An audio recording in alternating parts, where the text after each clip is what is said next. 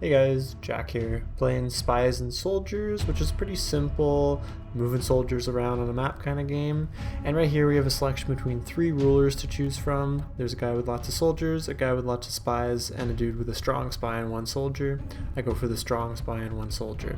And so the point of this game is, in the top left there, to control 5 castles. Once you get 5, you get a 2-turn countdown and you win. To do that, you have spies and also soldiers. Your soldiers are able to conquer territories, which you see happening there. I capture a farmland the first turn and then just plains over there. The farmland gives you those turnips on our red banner, which allow you to have more armies, and then spies are useful for capturing cities. You'll see there's a level for each spy, which is indicated by little stars above the little eye icon. You can train spies in cities, which I go into there. The city of Imbra is in the territory I just cancelled with my soldier, but you can only capture the city with a soldier. And in those cities you can train new spies, and you can also upgrade your existing spies. So if you move an army into a territory with another army, it's equal, and like you see here, it's a draw.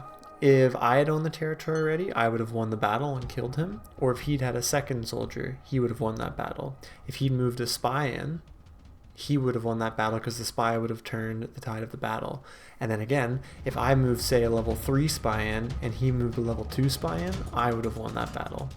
And that's pretty much all there is to it. The only other thing is you can muster new soldiers in the castles, which is the benefit of taking them rather than just winning. And then cities give you action points, which are the little circles on the banner. And that's pretty much it. So what you'll see here is I have 2 castles, one in the middle and then one on my starting island. And I'm trying to conquer and stuff. I'm moving my spy around and I capture the city of Kenilworth in the east, but unfortunately I was moving it around and he has more spies than me and he's starting to kill my spies, and so I'm starting to lose the intelligence game. But what I am getting is lots of soldiers and good positioning. Now I've captured 2 farms, so I have 4 turnips, so I can have quite a few soldiers. But unfortunately I moved my soldiers in there and they died in the city because I thought maybe it'd be left open, which is unfortunate. What I'm doing here is I'm capturing the Hemios garrison, which is just north of my starting city. Then I'll move my soldiers back. And then I'm just keeping my 1 soldiers in the middle of the map to defend my keep, because with 1 knight in there, 1 army, it will be able to defend that keep unless he sends at least 3 soldiers. You can also actually send a spy into a keep if there's no other spy in there, and you can unlock the gates of the keep, which negate the castle advantage, which I think is really interesting. Unfortunately, what you see here is they capture the mouth fields in the north, so I'm losing turnips, so I can't have as big of an army. But how many armies you're allowed to have is a little strange in this game. Like, I think each territory can support 1 army or something, so technically I'm not having any armies that are starving yet, so it's okay. What I'm doing up here, I've captured Edinburgh with my spy, so I'm training him up, trying to make him a little bit stronger. But unfortunately, we see a level 3 spy comes in, and my spy is only level 2, so I try to evade to escape and not get assassinated by him. And I get into the hills there, and then I move my level 3 spy into New Wester Gate in the middle there.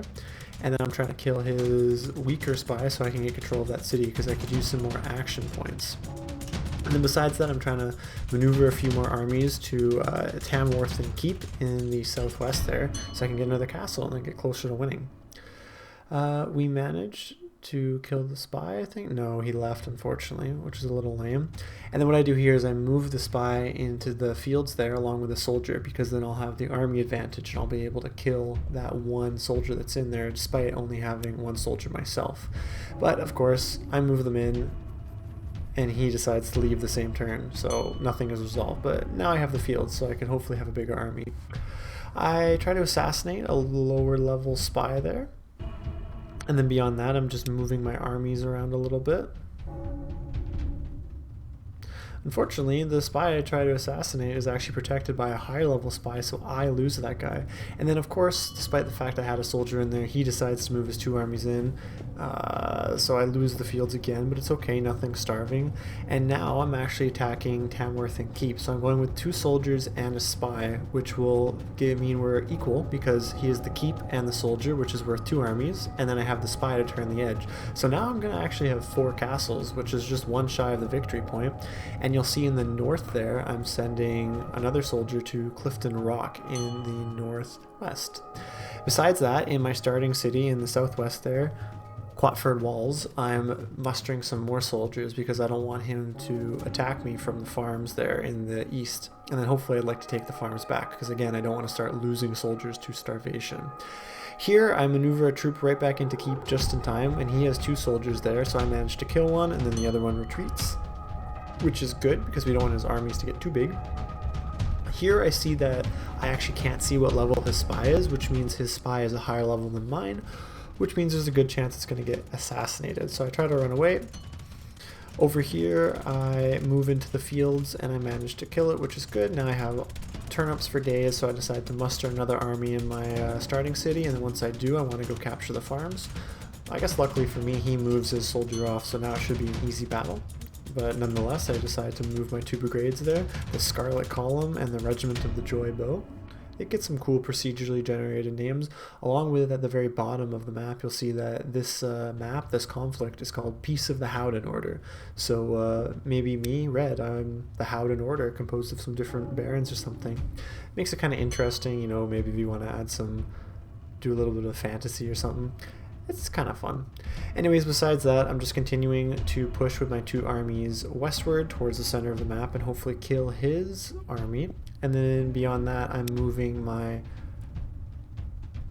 soldier in the north more west so I can finally get to Clifton Rock and then capture the 5 castles and win. And what you'll notice now is I only have my 1 spy here, and he's level 3 and there's a level 4 there, which is not great, so I try to evade to Prining Keep, but what you'll see is I actually only have 3 action moves. I don't own any cities. I have lots of castles but no cities, whereas the opponent here has just 1 castle, but then he has 1, 2, 3, 4, 5 cities, so he has a crazy amount of action moves, but he only has 2 turnips too, so he can't actually have that many soldiers, which is kind of interesting. So I managed to take Clifton Rock in the northwest, and I managed to successfully evade with my spy, and as a result there, you'll see in the left there it says I'm 2 turns away from victory, which is good. I try to move my spy into the central town there to see if I can capture it, but unfortunately there's a level 4 spy there, not a level 1, and my guy goes kaput. But that's okay, because we still have 5 castles, and I just make sure every castle has a soldier in it, and we're okay. He can't capture it, and then that gives us the victory. It feels like we kind of scrape by just, you know, being mean and using our soldiers, but that's okay. It worked for us.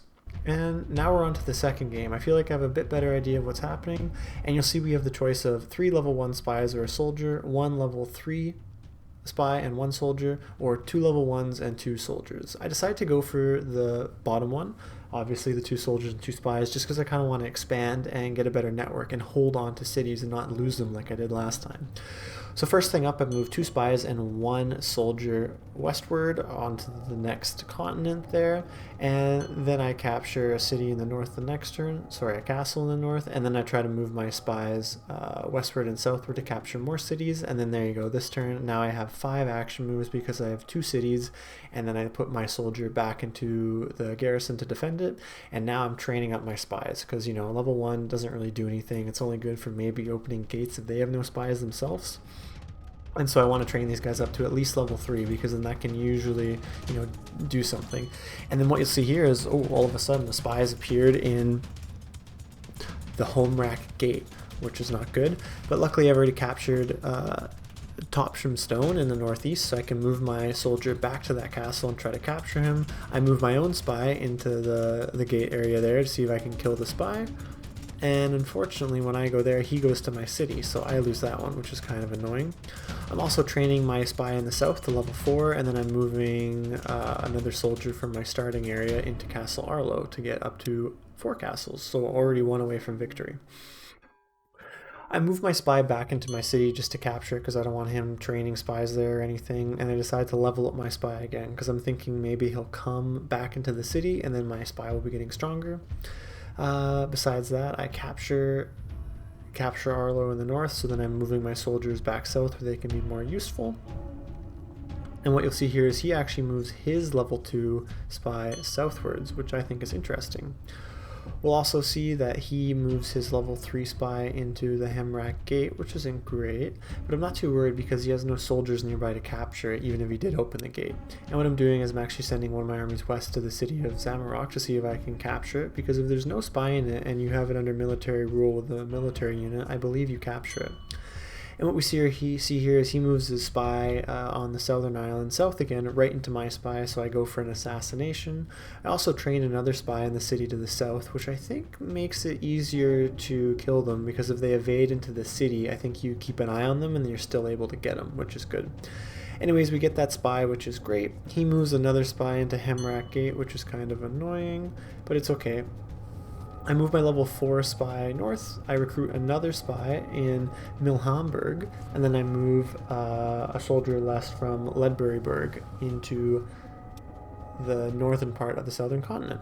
I also move another soldier south into Clunyhorn, which is my 3rd castle apparently. Oh no, 4th, which makes more sense, but since I've lost the 3rd castle I took, Hemrak Gate. But we're going to capture it back this turn by moving a soldier north. And then he also moves his spy into the northern part of the southern continent, but I have my level 5 spy there, so we're going for an assassination. And I also move one more soldier up into the western part of the map. I get a successful assassination, so now I don't feel like he's anywhere close to any of my cities or castles, and I've got my 5th castle, so I'm 2 turns away from victory again. I maneuver a spy into Hemrak Gate because I want to get it into the city of Zaranov just in case he tries to pull something. And then I'm just moving troops around to make it really hard for him to do anything, and I muster one more soldier just to make sure. You see he just sends another spy. That's all he's doing, spy, spy, spy, and then we finally see a soldier in the northern island there. I send my level 5 over. Sorry, level 4 over, so he can't do anything. Then I assassinate his level 2, hopefully with my level 5. And then I also just send a soldier to conquer a mountain just for the hell of it. We get a successful assassination, which is always fun.